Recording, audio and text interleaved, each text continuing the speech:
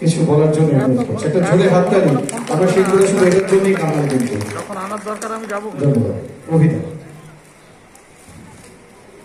নবো তো আমি কাজে ব্যস্ত রয়েছি তো তারা বসে আমাদের নাটকটা দেখলেন। এখানে অনেক পরিচিত আমার লোকেরা রয়েছেন, শান্তনুদা আছে, বিজয়দা আছে, দাদা আছেন। উজানকে আমাদের অনেক ধন্যবাদ, কারণ তারা তাদের এই উৎসবে আমাদেরকে সুযোগ করে দিয়েছেন আমাদের কাজ আপনাদের সামনে নিয়ে আসবার।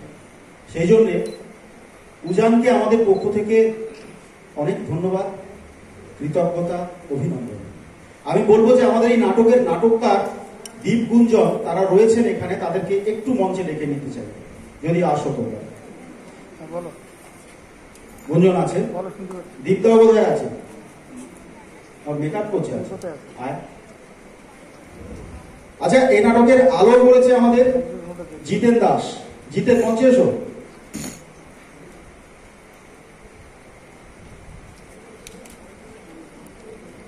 কিছু বলবি গুঞ্জন? আচ্ছা,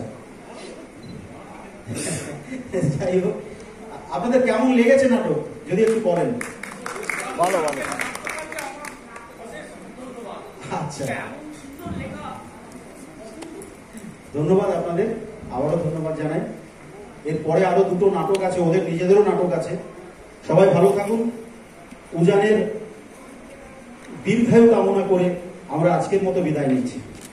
আচ্ছা, একটু নামগুলো বলে দিই। সবার প্রথমে তো বললাম জিতেন আছে, আমাদের আলো করেছে। তারপরে আমাদের দিদি আছে মুনমুন পাঠক, আমার মায়ের চরিত্রে অভিনয় করলো।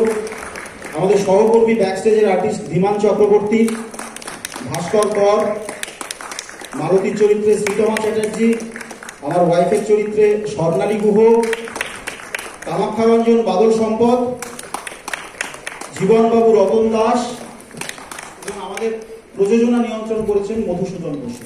এই আমাদের ছোট্ট একটা পরিবার। তো আজকের মতো এইটুকুই। ভালো থাকুন, বাকি নাটকগুলো দেখুন। সবাই ভালো থাকবেন।